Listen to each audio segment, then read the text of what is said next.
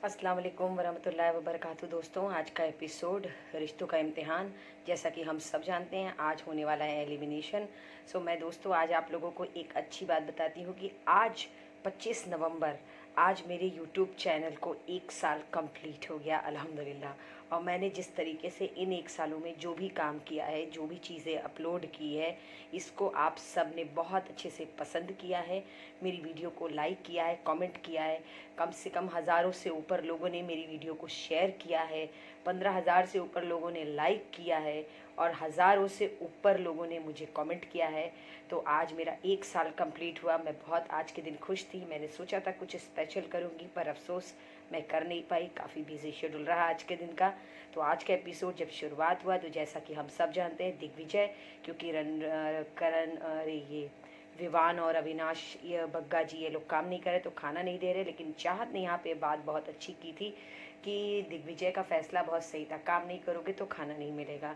फिलहाल एपिसोड की शुरुआत हुई क्योंकि रजत और दिग्विजय में हो चुकी है अनबन। कशिश तो ऑलरेडी लड़ ही चुकी हैं। और ऐसे कि अविनाश और करण हमेशा से लड़ते हैं, तो वैसे ही लड़ते हैं। लेकिन आज करण ने अविनाश ईशा की ही बात, अविनाश की बात, बेसिकली हम ईशा का नाम क्यों लें, उन्हीं की बात उन पर रिपीटेड कर दी, जिससे उन लोगों का एकदम, कहते हैं ना, एकदम जल गई ऊपर से नीचे तक। क्योंकि करण ने कह दिया ना, कल गया ना कोई एक तुम्हारा मुख्य द्वार से, कैसा लगा मुख्य द्वार तक जाते हुए, तो बहुत ये बात बुरी लगी। खैर, चुम ने उसका फेवर लिया। चुम ने कहा कि तुमने ऐसा बोला, तो ईशा ने बोला कि तुम ऐसे कैसे बोल सकते हो करण।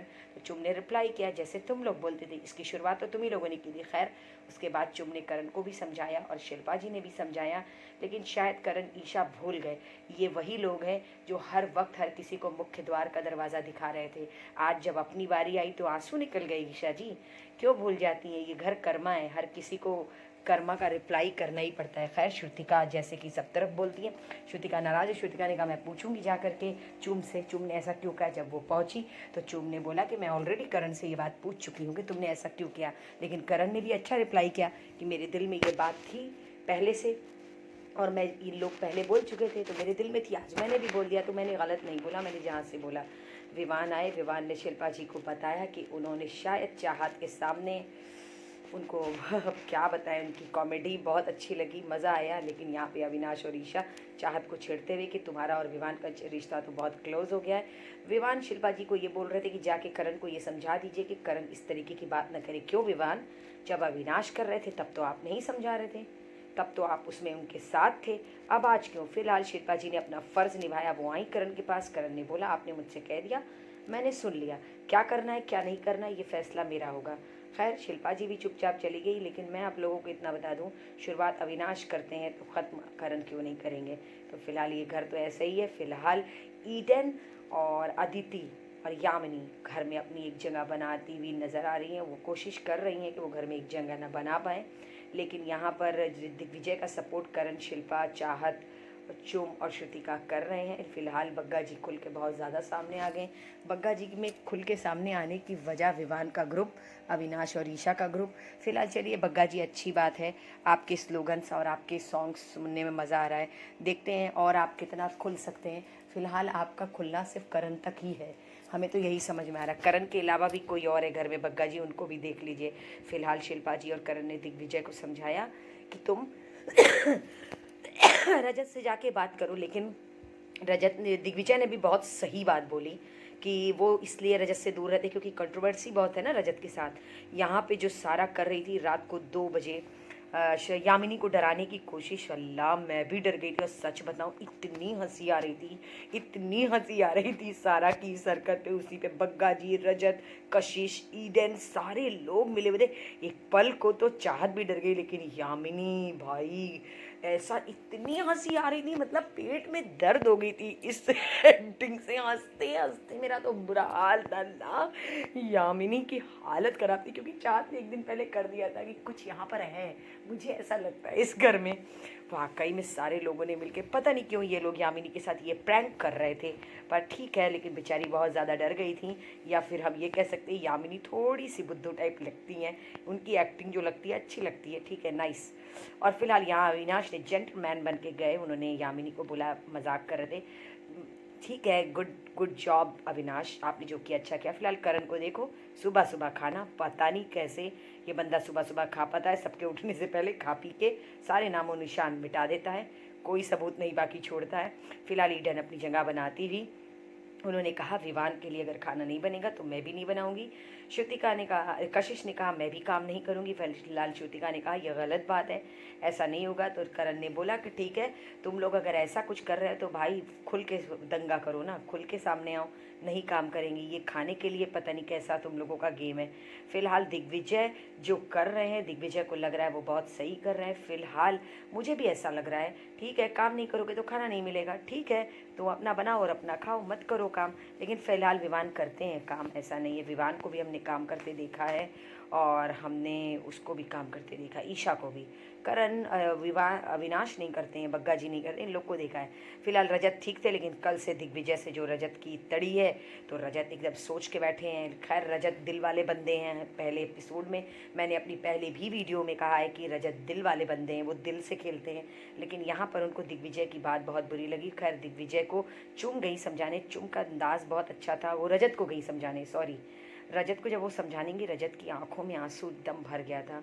रजत पता नहीं क्यों दिग्विजय से ये उम्मीद नहीं किए थे, उनको बहुत अफसोस था कि दिग्विजय उनसे ऐसे बात क्यों कर रहा। पर वाकई में रजत की आंखों में आंसू आज मुझे भी बहुत इमोशनल कर गया। मैं भी बहुत अफसोस कर रही थी कि उस बेचारे ने कभी सोचा भी नहीं था कि ऐसा होगा। फिलहाल अविनाश और दिग्विजय की लड़ाई जैसे कि हमेशा चलती है, हम सब जानते हैं, ये लोग कभी भी रुकने वाले नहीं है। मैं सोच रही हूँ पता नहीं कब इन लोग की लड़ाई रुकेगी, कब तक चिकन पनीर खाना ये वो चलता रहेगा पता नहीं। फिलहाल टाइम स्लॉट की अवधि अब समाप्त होने वाली है दिग्विजय, लेकिन शिल्पा जी ने बोला विवान से तुम जाके अविनाश को समझाओ, ये बचकानी हरकत ना करे।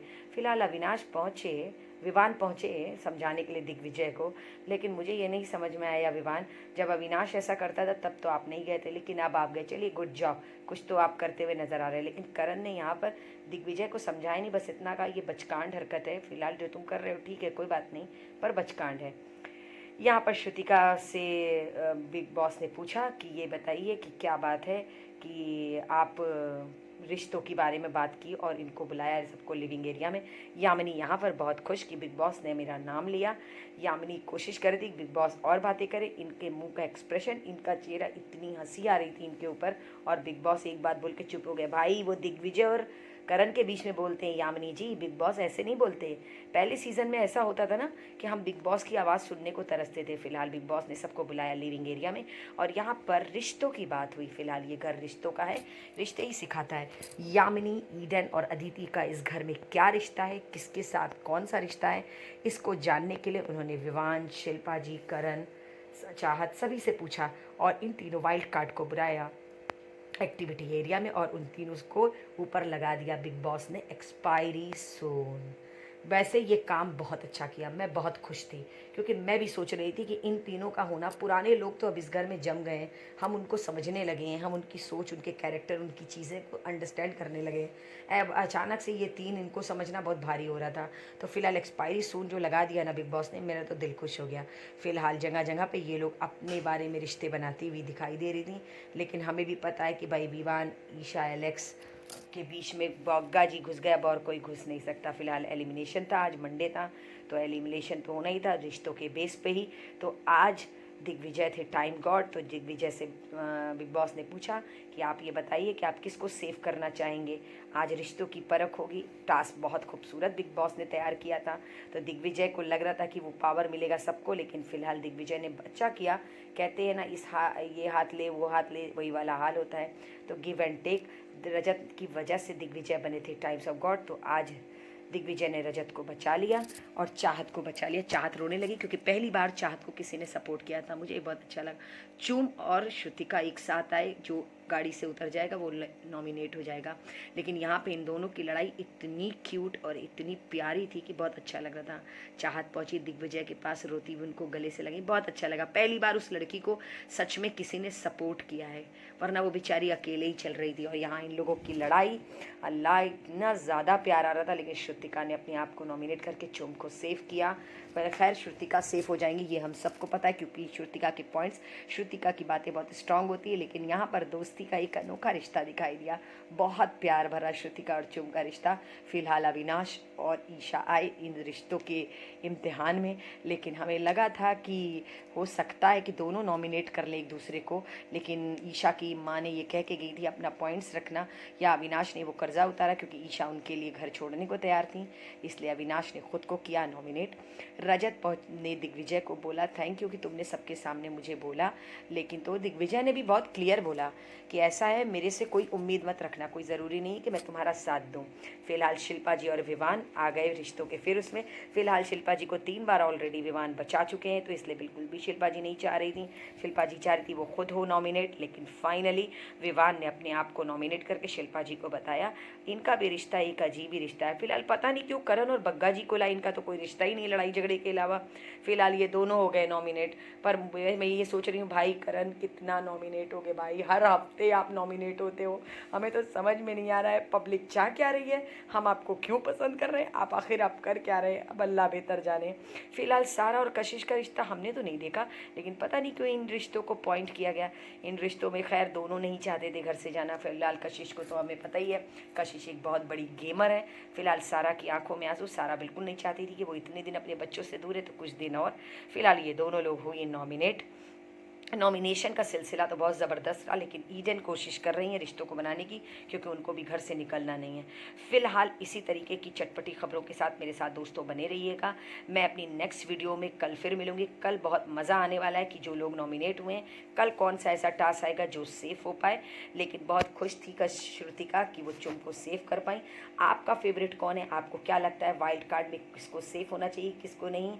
क्या आपको चाहत बहुत पसंद है? आपको क्या लगता है कि दिग्विजय टाइम्स गॉड बने हैं तो क्या वो अच्छे हैं, या फिर ईशा और अविनाश की दोस्ती कैसी है? इन सारी चीज़ों पे अपनी राय, अपनी ओपिनियन कमेंट बॉक्स में मुझे ज़रूर बताइएगा दोस्तों। आज मेरी वीडियो को 1 साल कंप्लीट हुआ है, इसलिए आज मैं बहुत ज़्यादा खुश हूँ। सो इसी तरीके से मुझे अपना प्यार देते रहिएगा, मेरे साथ बने रहिएगा। अगर मुझसे वीडियो बनाने में कोई भी गलती हुई हो, इसके लिए आई एम सो सॉरी, और आई होप मेरी वीडियो आप लोगों को पसंद आए। इसे प्लीज़ प्लीज़ प्लीज़ देखिएगा ज़रूर, सपोर्ट ज़रूर करिएगा। आपका साथ मेरे लिए बहुत ज़रूरी है। मैं कल फिर मिलूँगी एक नए एपिसोड में नई कहानी के साथ। मुझे तो बहुत मज़ा आने वाला है। फ़िलहाल बिग बॉस एकदम लास्ट सीज़न पे पहुंच चुका है, तो अब देखते हैं लास्ट में आखिरी में होता क्या है, कौन जीतता है। कल फिर मिलूँगी। अल्लाह हाफिज़ दोस्तों, अपना ख्याल रखिए।